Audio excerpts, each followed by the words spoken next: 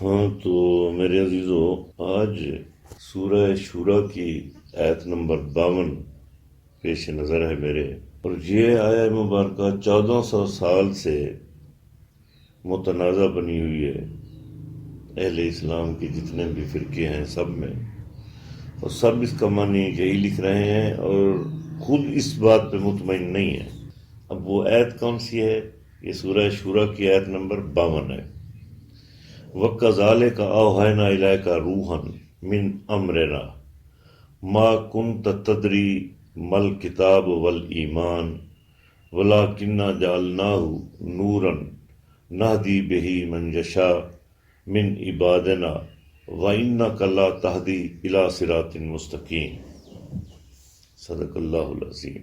تو اس کا معنی 1400 سال سے جو لکھا گیا ہے وہ یہ ہے کہ ہم نے وحی کی تجھے اپنے امر سے، یہ اپنے محبوب سے اللہ خطاب کر رہا ہے کہ میں اللہ نے وحی کی اپنے حبیب کو، تو معنی یہ لکھا ہوا ہے کہ ہم نے وحی کی تجھے اپنے امر سے، تو نہیں جانتا تھا کہ کتاب کیا ہے اور ایمان کیا ہے۔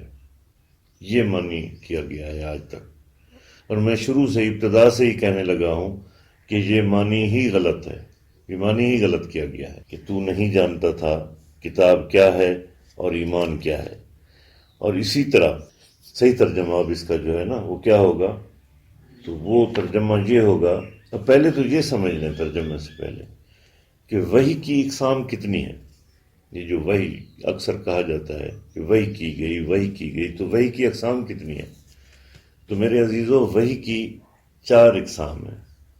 پہلی ہے وحی تقدیری، اب دوسری ہے وحی تدبیری، اب تیسری ہے وحی تشریعی، اور چوتھی جو ہے وہ ہے وحی تعریفی۔ ہاں، یہی 4 اقسام ہیں۔ پہلی وحی تقدیری، دوسری تدبیری، تیسری تشریعی، اور چوتھی تعریفی۔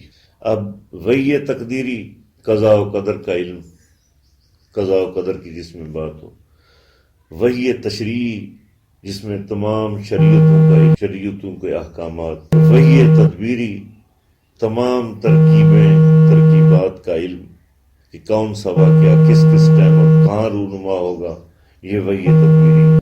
اور چوتھی جو قسم ہے وحی کی وہ وحی ہے تعریفی، کہ تمام معرفت کا علم، کہ کس کو کتنی معرفت دینی ہے اس کا علم۔ اب ترجمہ سنیں اس آیت کا۔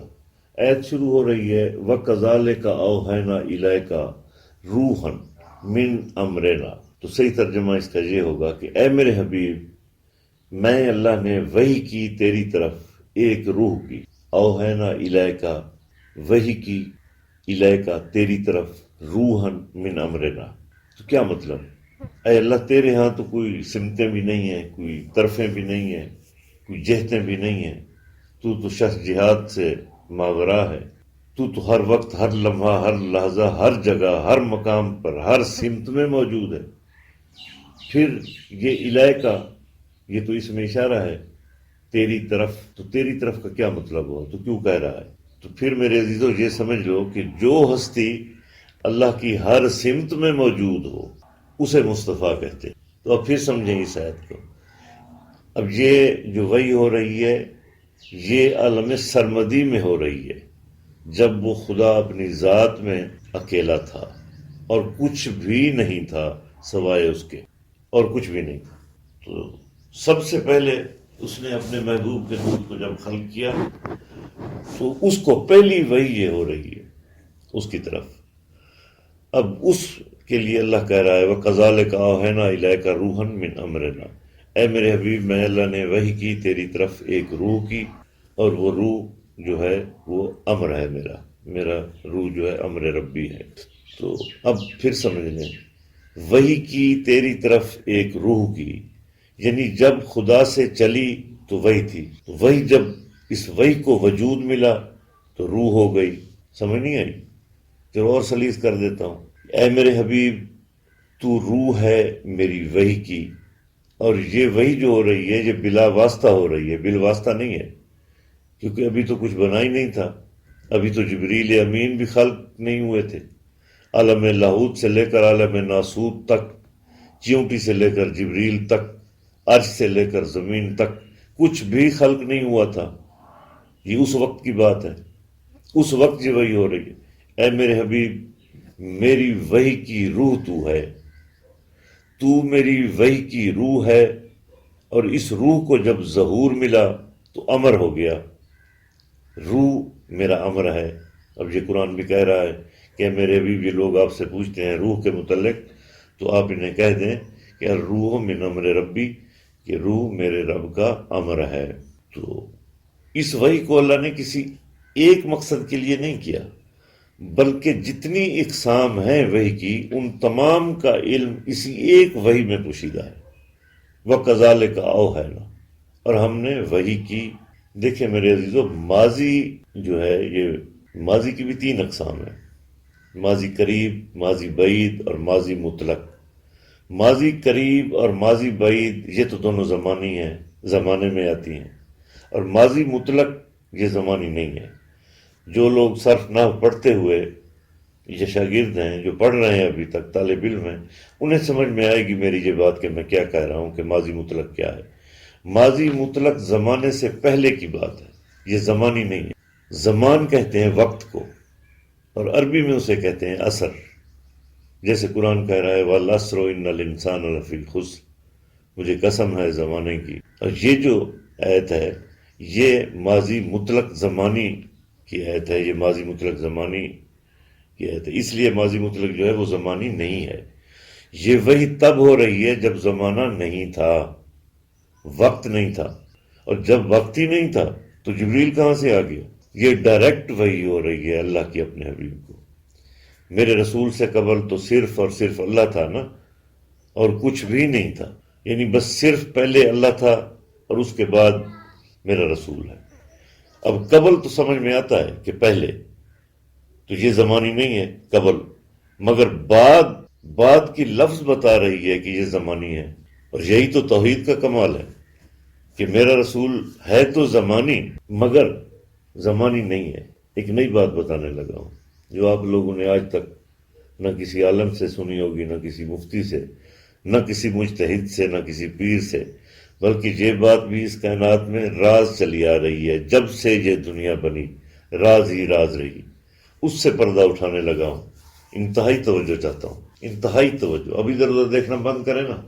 تمام انبیاء کی نبوتیں، یہ بات سمجھ لیں، جتنے نبی دنیا میں آئے، 1,24,000 پیغمبر دنیا میں آئے، یہ سب کے سب اور ان کی نبوتیں زمانی ہیں، مخصوص ہیں، کسی قوم تک، کسی وقت تک، کسی ملک تک، کسی خطے تک، تمام نبوتیں زمانی ہیں۔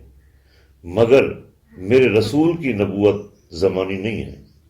یہ نبوت جو میرے رسول کو ملی، یہ ہے نبوت مطلقہ کلیہ الہیہ، اور میرے رسول کی نبوت سے کوئی فرد ممکن، کوئی بھی مخلوق چاہے جس عالم میں بھی ہے، زمین پر ہے یا آسمانوں پر، کوئی بھی اس نبوت کے دائرہ کار سے باہر نہیں ہے۔ چھوٹی سی مثال دیتا ہوں تاکہ آپ لوگوں کو بالکل واضح ہو جائے کہ میں کیا کہہ رہا ہوں۔ دیکھیں، ہر نبی جناب آدم سے لے کر جناب عیسیٰ تک، 1,24,000 نبی، یہ سب کے سب جب دنیا میں آئے، آنے کے بعد انہوں نے اعلان نبوت کیا، مبعوث بر نبوت ہوئے، پھر انہیں نبی مانا گیا۔ یہ الگ بات ہے کہ انہیں کتنے لوگوں نے نبی مانا یا نہیں مانا، یا ان کی امتیوں کی تعداد کتنی ہوگی، یہ الگ بحث ہے۔ انہیں نبی بعد میں مانا گیا، پہلے دنیا میں آئے، اعلان نبوت کیا، پھر انہیں نبی مانا گیا۔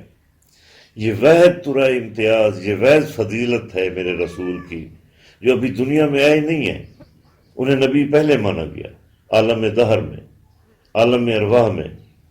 یہ آئے میثاق قرآن پاک میں موجود ہے، یہ سورہ آل عمران ہے، اس کی ورسز نمبر ہے 80، یعنی کہ 80۔ وَإِذَا أَخَذَ اللَّهُ مِيثَاقَ النَّبِيِّينَ، یہ قرآن اٹھا کے دیکھ لیجئے گا، یہ ہے میثاق قرآن میں بڑی مشہور زمانہ آیت ہے۔ اس میں اللہ نے تمام نبیوں سے، اللہ کہہ رہا ہے وَإِذَا أَخَذَ اللَّهُ مِيثَاقَ النَّبِيِّينَ، کہ اے میرے حبیب یاد کرو اس وقت کو جب میں نے تمام نبیوں سے یہ عہد لیا تھا کہ تم آنے والے میرے اس مقدس رسول کی اطاعت بھی کرو گے، اس کی پیروی بھی کرو گے، اس پر ایمان بھی لاؤ گے، وَتُؤْمِنُنَّ بِهِ، اس پر ایمان بھی لاؤ گے، وَتَنْصُرُنَّهُ، اس کی مدد بھی کرو گے۔ اگر ایسا نہ کیا فَتَوَلَّ بَعْدَ ذَلِكَ، اگر کسی نے ایسا نہ کیا تو نبوتیں تو چھین لوں گا، ویسے بھی تم سب کے سب فاسق فاجر ہو جاؤ گے۔ تو سب سے پوچھا کیا تم اقرار کرتے ہو؟ تو قالوا اقررنا، کہ ہاں ہم سب اقرار کرتے ہیں کہ ہم ایسا ہی کریں گے۔ تو پھر اللہ نے کہا فاشہدوا، کہ اب گواہ ہو جاؤ تم سب، وَأَنَا مَعَكُم مِّنَ الشَّاهِدِينَ، میں بھی تمہارے ساتھ گواہی دینے والوں میں شامل ہوں، جو بھی اس وعدے سے پھرا، اس میثاق سے پھرا۔ اور یہ آیت میثاق قرآن پاک میں سورہ آل عمران آیت کا نمبر 80، اس میں دیکھ لیجئے گا۔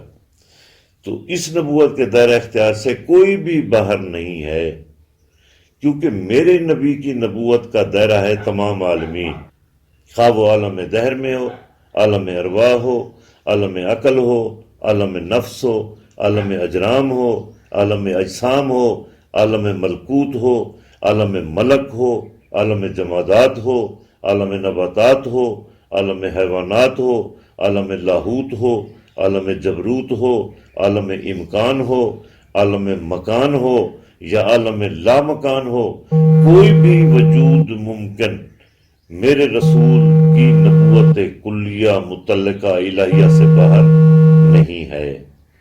اور یہ نبوت محیط ہے 18,000 عالمین پر۔ میرے نبی کی نبوت یہ محیط ہے، اس کا دائرہ محیط ہے 18,000 عالمین پر، اور احاطہ میرے عزیزو ہمیشہ باہر سے ہوتا ہے۔ 18,000 عالمین سے باہر تو صرف اور صرف ایک ہی ہستی ہے جس کا نام اللہ ہے۔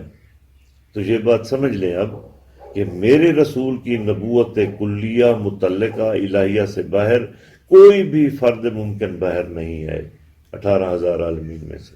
یہ سب نبوت کے، میری رسول کی نبوت کا دائرہ اختیار ان سے باہر ہے، اور احاطہ ہمیشہ باہر سے ہوتا ہے۔ اب باہر تو صرف اللہ کی ذات ہے۔ اور سلیس کر دوں کہ میرے رسول کی امت میں امتی ہونے سے اگر کوئی باہر ہے تو وہ صرف اور صرف خداوند مطلق ہے۔ کیوں؟ کہ اللہ واجب الوجود بالحق ہے، اور میرا رسول ماں اپنی اہل بیت کے، ان 5 کے، ان 12 کے یا 14 کے، یہ واجب الوجود بالغیر ہیں۔ اللہ ذات میں واجب ہے، یعنی اللہ اور یہ وجود میں واجب ہے۔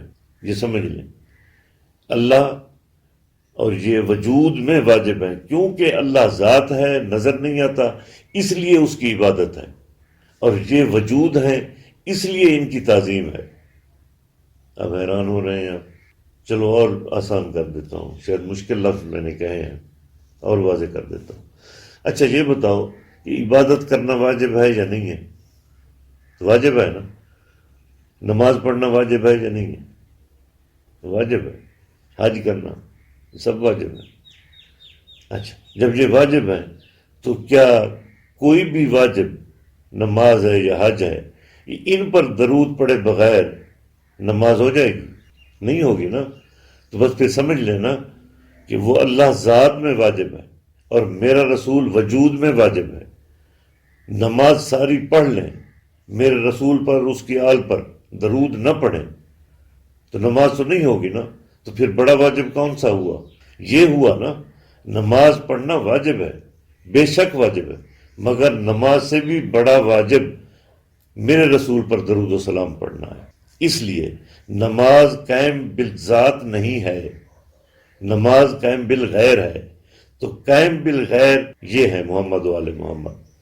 اب اللہ حدیث قدسی میں کہہ رہا ہے کہ لولا کہ لما خلقت الافلاق، لولا کہ لما ازرت الربوبیہ، اگر اے میرے حبیب تو نہ ہوتا تو میرا رب ہونا ظاہر نہ ہوتا، میں آسمانوں کو خلق نہ کرتا۔ رب ہونا تو صفات ثبوتیہ میں آئے میرے بھائی، یہ رب ہونا یہ اللہ کی صفت ہے، اور صفت بھی صفات ثبوتیہ میں سے ایک صفت ہے، اور صفت ذات میں نہیں ہے۔ اسی لیے کہنے لگا ہوں کہ وہ اللہ ان کا رب ہے۔ بڑی مشکل بات کہنے لگا کہ وہ اللہ میرے رسول کا رب ہے، اور میرا رسول یہ عالمین کے رب ہیں۔ میرے رسول کا یہ ترا امتیاز ہے کہ میرے رسول اکرم، پیغمبر اکرم عالمین کے رب ہیں۔ تو میرا خیال ہے یہ فکر ابھی اچھا نہیں لگا، کیونکہ ذہن مانوس نہیں ہے ایسی باتوں سے۔ چلو اس کو اور قرآن سے ثبوت دے دیتا ہوں۔ اللہ قرآن پاک میں فرما رہا ہے وَأَسْرَقَتِ الْأَرْضُ بِنُورِ رَبِّهَا، اس وقت زمین اپنے رب کے نور سے چمک اٹھے گی۔ کیا مطلب؟ تو کیا خدا اس وقت زمین پر آ جائے گا؟ کیا اب خدا ہر جگہ موجود نہیں ہے؟ اگر موجود ہے تو پھر اس وقت کا کیا مطلب؟ ہاں تو یہی بات، ہاں بالکل یہی بات، یہ سمجھ لیں کہ وہ اس وقت اللہ تو نظر ہی نہیں آنا، وہ تو غیب الغیب ذات ہے، وہ کہاں نظر آنا ہے؟ بس یہ سمجھ لیں کہ جب سے یہ ہیں تب سے اللہ نے اپنے محبوب کو اور اس کی آل کو کتاب کا وارث بھی بنایا اور ایمان کا وارث بھی بنایا، اور یہی بات اللہ نے اس آیت مبارکہ میں کہی ہے جو وجہ نزا بنی ہوئی ہے سب کے لیے۔ اسی میں اللہ یہ کہہ رہا ہے کہ جب اللہ نے یہ وحی کی اپنے محبوب کو، تو اس میں یہ جو ان کو کہہ رہے ہیں سمجھ نہیں آ رہی اس بات کی، تو اسی میں وَكَذَلِكَ أَوْحَيْنَا إِلَيْكَ رُوحًا مِّنْ أَمْرِنَا مَا كُنْتَ تَدْرِي مَا الْكِتَابُ وَالْإِيمَانُ۔ اب معنی یہ لکھا ہوا ہے تو نہیں جانتا تھا کتاب کیا ہے اور ایمان کیا ہے، تو یہ معنی غلط ہے، اس کا معنی یہ نہیں ہے۔ اللہ یہ کہہ رہا ہے کہ اے میرے حبیب، میں نے جب وحی کی تیری طرف، جب وحی کو وجود بخشا تو وہ روح میں ڈھل گئی، اور وہ روح میرا امر ہے، اور تجھے میں نے اولی الامر بنا کے دنیا میں بھیجا، اور اس روح کے آنے سے پہلے، اس روح کو وجود ملنے سے پہلے، تیرے وجود میں ڈھل جانے سے پہلے، ما کنت تدری مل کتاب والایمان، تو نہیں سمجھ سکتا تھا کہ کتاب کیا ہے اور ایمان کی۔ بس یہ اس کا جو ہے وہ مطلب وَلَٰكِنَّا جَعَلْنَاهُ نُورًا نَهْدِي بِهِ مَن يَشَاءُ مِنْ عِبَادِنَا وَإِنَّكَ لَا تَهْدِي إِلَىٰ صِرَاطٍ مُّسْتَقِيمٍ۔ تو یہ اتنی آسان آیت اور اتنی اس کو الجھا دیا گیا۔ اب رسول نے بھی کوئی بات ایسی نہیں ہے جو بتائی نہ ہو۔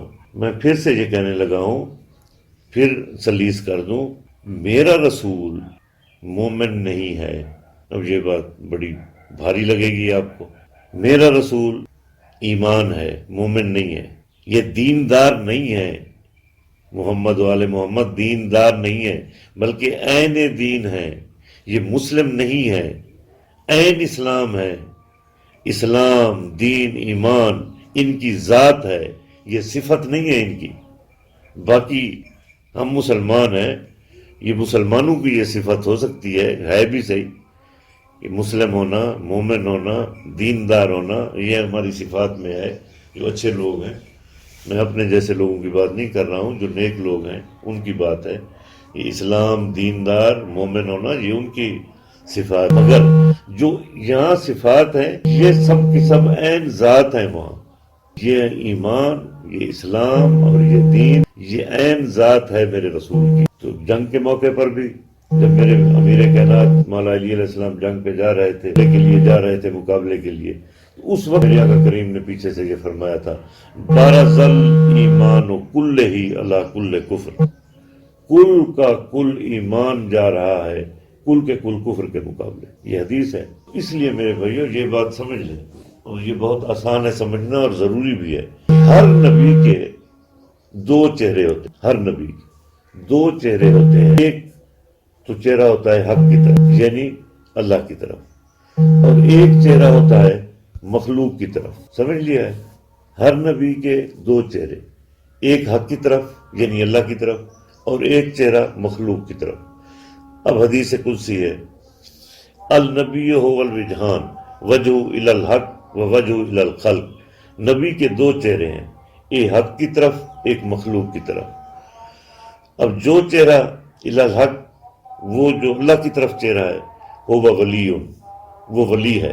الی الخلق، اور جو چہرہ خلق کی طرف ہے، مخلوق کی طرف، وہ نبی، وہ نبی کا چہرہ ہے۔ اب جو چہرہ اللہ کی طرف ہے ادھر سے وہ ولی ہوتا ہے، جو چہرہ مخلوق کی طرف ہے ادھر سے یہ چہرہ نبی ہوتا ہے۔ تو اسی لیے اللہ نے اپنے حبیب کو دو جہت میں بنایا، ایک جہت میں اللہ نے اسے اپنے جیسا بنایا اور دوسری جہت میں اسے مخلوق جیسا بنایا۔ تو ظاہر نبی ہوتا ہے، حقیقت میں وہ ولی ہوتا ہے۔ اسی لیے اللہ نے اپنے محبوب کو مرکز رحمت بنا کر عالمین پر اس کی رحمت کو محیط کر دیا اور کہا کہ جس کو بھی جتنا فیض عطا کرنا ہے یہ میرے محبوب عطا کرتے جاؤ۔ اچھا یہ بتاؤ خلیفہ کیا ہوتا ہے؟ تو الخلافت ہو الاستجماع کل حقائق الہیہ، جہاں تمام الہی حقیقتیں جمع ہوں اسے خلیفۃ اللہ کہتے ہیں۔ یہ مصباح الہدایہ میں بھی ہے اور انسان کامل میں بھی یہ روایت موجود ہے۔ تمام نبی خلیفہ ہیں محبوب خدا کے، اور میرا رسول خلیفۃ اللہ ہیں، اللہ کے خلیفہ ہیں۔ یہ دروازہ ہیں اس کے، یعنی اللہ کے ظہور واجب الوجود کا، یہ اس کے غیب و شہود کی چابی ہے، اور چابی کو عربی میں مفتاح کہتے ہیں۔ اب پھر وہ دوسری متنازع آیات کو سمجھ لیں جو صبح آپ مجھے کہہ رہے تھے۔ اب وہی آیت پڑھنے لگا ہوں جو 1400 سال سے یہ بھی مہمہ بنی ہوئی ہے عالم اسلام میں، کہ اللہ فرما رہا ہے انہ مفاتیح الغیب لا یعلم الا ہوا، اسی کے پاس ہیں غیب کی چابیاں، کوئی نہیں جانتا سوائے ہوا کے۔ اب غیب و شہود کا اظہار ان کے ارادوں سے ہوگا، مانگنے سے نہیں ہوگا، ارادے سے ہوگا، اور یہی مقام اندیت ہے جس کو اللہ قرآن میں کہہ رہا ہے لا دین عند اللہ الاسلام، اسلام ان کی اندیت کا نام ہے۔ اسی لیے تو کہہ رہا ہوں کہ یہ مسلم نہیں ہے، یہ عین اسلام ہے۔ مقام کعبہ قوسین او ادنا، کعبہ قوسین مقام امر ہے، اور جس کو یہ مقام ملے وہی تو اولی الامر ہوتا ہے۔ اب سمجھیں، خدا کے لیے بہت نازک موڑ پہ آ گیا ہوں۔ یہ ہیں اولی الامر۔ جب میرا رسول وہاں پہنچا تو دونوں کمانیں مل گئیں، یہ معراج کی بات کر رہا ہوں، دونوں کمانیں مل گئیں۔ جب مل گئیں تو اب فاصلہ کیا رہ گیا؟ مگر رہ گیا فاصلہ، ایسا فاصلہ جو نظر نہیں آ سکتا، بس محسوس کیا جا سکتا ہے، اور اسی کو قرآن میں او ادنا کہا گیا۔ اس مقام پر او ادنا کا نہ نظر آنے والا پردہ توحید آ گیا، جہاں وہ رہا اور یہ رہے، ہوا و نانو نانو، وہ رہا یہ رہے۔ اب جب اس آیت کو پھر پڑھیں، جب ابلیس راندہ درگاہ ہوا نا، ففسق عن امر ربی وکان من الجن، اب ربی کا لفظ بتا رہا ہے کہ رب کو تو رب وہاں یہ ابلیس بھی مانتا تھا، ففسق منہ پھیر لیا، امرا کس سے؟ امر سے، امر کا انکاری ہو گیا، یعنی اولی الامر کا انکار کر بیٹھا۔ وَكَذَلِكَ أَوْحَيْنَا رُوحًا مِّنْ أَمْرِنَا، یعنی وحی کے کمال کا نام امر ہے۔ اب امر کی ابتدا کا نام وحی ہے، اور وحی کے کمال کا نام یا وحی کی انتہا کا نام امر ہے۔ اب اس کی یعنی اللہ کی عصمت کے دو کمال ہو گئے، ایک ذات میں رہ گیا، ایک وجود میں چلا گیا۔ اب خدا کے سارے کمالات ان کے دو حصے ہو گئے، ایک ذات میں، ایک وجود میں۔ بات سمجھ لیں، خدا کے تمام کمالات دو حصوں میں بٹ گئے، ایک اللہ کی ذات میں رہ گیا، ایک وجود میں آ گیا، صفات ثبوتیہ میں آ گیا۔ ذات میں ایک، وجود میں ایک۔ پھر کہہ رہا ہوں، ذات میں ایک، وجود میں ایک۔ اب کہہ دوں فکرہ، چلو ہضم کر لینا تو سن لیں۔ پھر ذات والے کو اللہ کہتے ہیں، جو ذات میں کمالات رہ گئے اسی کو اللہ کہتے ہیں، اور وجود والے کو مصطفیٰ کہتے ہیں۔ اب درود بھی پڑھ لو، اگر دل خوش ہوئے تو درود پڑھ لو۔ ہاں اسی طرح دیکھیں، یہ جو دنیا جس میں ہم رہ رہے ہیں یہ عالم ایجاد ہے، اور اوپر عالم وجود ہے۔ عالم وجود کی بھی تین قسمیں ہیں، ایک وجود حق، دوسرا وجود مطلق، تیسرا وجود مقید۔ اللہ وجود حق ہے، کیونکہ حق کا معیار یہ ہے کہ اس کا اللہ ہونا ضروری ہے۔ پھر کہہ دیتا ہوں، عالم وجود میں اللہ حق ہے۔ اب عالم ایجاد دوسرا، یہ عالم ایجاد ہے جو ہے نا، اوپر عالم وجود ہے۔ اب دوسرا وجود ہے مطلق، تیسرا ہے وجود مقید۔ اب دوسرا جو ہے وہ ہے وجود مطلق۔ مطلق ہوتا تو ماضی میں ہے مگر زمانی نہیں ہوتا، یہ زمانے سے پہلے ہوتا ہے۔ تو اللہ جو ہے یہ ہے اللہ وجود حق، اللہ جو ہے وجود حق، اور میرا رسول جو ہے یہ ہے وجود مطلق، اور باقی تمام کی تمام مخلوقات، تمام خلقت، یہ ہے وجود مقید۔ بس یہ سمجھ لیں کہ تمام خلقت وجود مقید، اور میرا رسول مائے اپنی اہل بیت کے یہ ہیں وجود مطلق۔ ان سے قبل صرف اللہ ہے، بس اللہ کے بعد یہ ہیں، اور باقی تمام مخلوقات ان کے بعد ہیں۔ وما علینا الا البلاغ المبین۔